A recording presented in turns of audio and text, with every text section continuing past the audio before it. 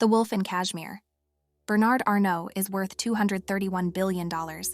You might not know who this guy is, but he is the founder, chairman, and CEO of LVMH conglomerate.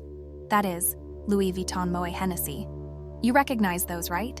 Do you know that a lot of well-known luxury brands are owned by or fall under the umbrella of LVMH? Over 70 well-known luxury brands.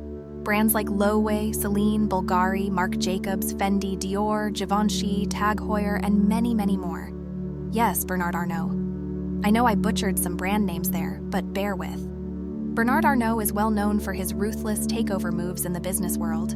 So much so that a rival firm nicknamed him the Wolf in Cashmere because of his predatory pursuit to acquire their brand. Arnault is well known for stalking and taking over storied heritage brands, like what he tried to do to Hermès, which has been in the Hermès Dumas family for 5 generations. When the heirs of Hermès discovered they were next to be devoured by the luxury giant, they spurned him and ended up growing the brand 1,000% bigger than it was 14 years ago. It was during his pursuit of Hermès in the early 2010s that he was nicknamed the Wolf in Cashmere. The Wolf in Cashmere moniker has stuck with Arnault, and it is not going away. I mean, this guy stalks and swallows up luxury brands for breakfast. His wolf-like abilities have made him create the world's largest luxury conglomerate, which is valued at $500 billion, rivaling Tesla and Meta in terms of market cap. Pierre Malavais, a former head of acquisitions at LVMH, told The Guardian that Arnault is a great man of vision. Though he did not create luxury brands, he invented the luxury industry. His razor-sharp business acumen can be traced back all the way to 1989 when he worked with Alain Chevalier, the CEO of Moet Hennessy, and Henri Racamire, then president of Louis Vuitton, to form LVMH. At that time, Louis Vuitton was a well-known luggage bag maker. Arnault managed to get full control of the LVMH brand. The buyout was called a hostile takeover at that time, but Arnault denies it was such. His style of takeover was new in the French business scene. It was viewed as unseemly for someone to show such naked ambition.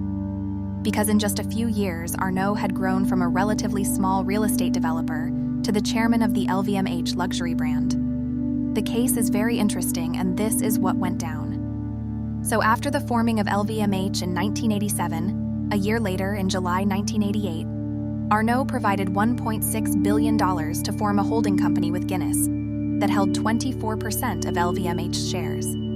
In response to the rumor that Louis Vuitton Group was buying LVMH's stock to form a blocking minority, Arnault spent $600 million to buy 13.5% more of LVMH, making him LVMH's largest shareholder. LVMH had been created on the premise that the conglomerate would be too large for a single hostile raider. They thought they'll be the big dogs in town and no one would take them down. But what they failed to take into consideration were internal takeover attempts. The fault became too large to ignore when Arnault had a differing strategic vision from Louis Vuitton's president Henri Racamire. Those different visions threatened to dismantle the LVMH group. So in January 1989, he spent another $500 million to gain control of a total of 43.5% of LVMH's shares and 35% of its voting rights, thus reaching the blocking minority that he needed to stop the dismantlement of the LVMH group. He then turned on Racamire, stripped him of his power, and ousted him from the board of directors.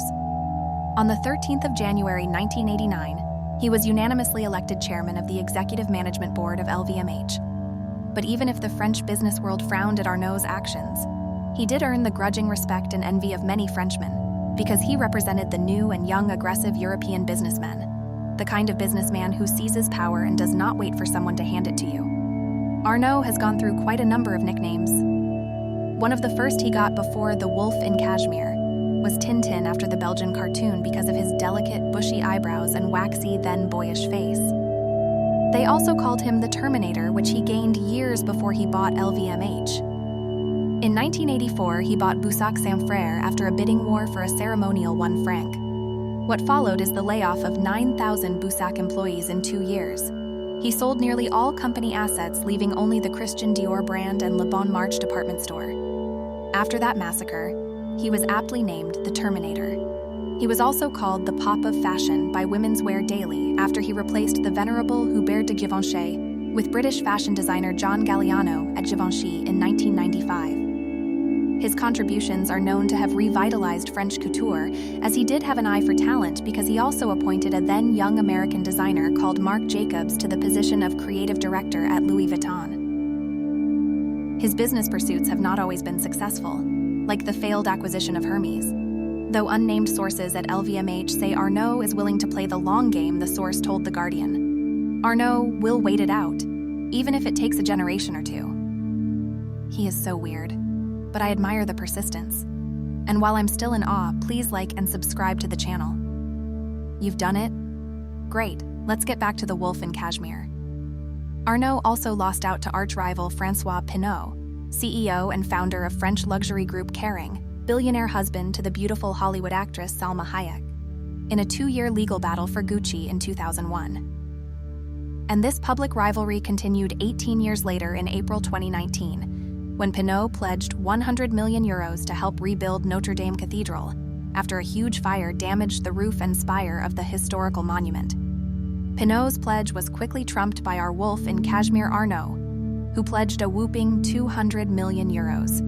Wow, this man came in and said, "I pledge double of whatever this Pinault guy, my arch-nemesis, pledged." This is the stuff movie scripts are made off. Later, when he was asked by a Financial Times journalist whether he mourned the fact that he missed the opportunity to buy Gucci 18 years ago, Arnault said, "I hate the past. What interests me is the future." It is reported that Arnault said this with a deadpan face. The Roubaix-born Frenchman is also not shy to show where his political allegiances lie. In the second round of the 2017 French presidential election, Arnault supported Emmanuel Macron. Brigitte Macron, Emmanuel Macron's wife, was the French teacher of Arnault's sons Frédéric and Jean when they were students at the Lycée Saint-Louis de Gonzague. This vibrant and sharp businessman has been dominating and decimating a lot of his competitors for over 40 years, and it seems he is not slowing down.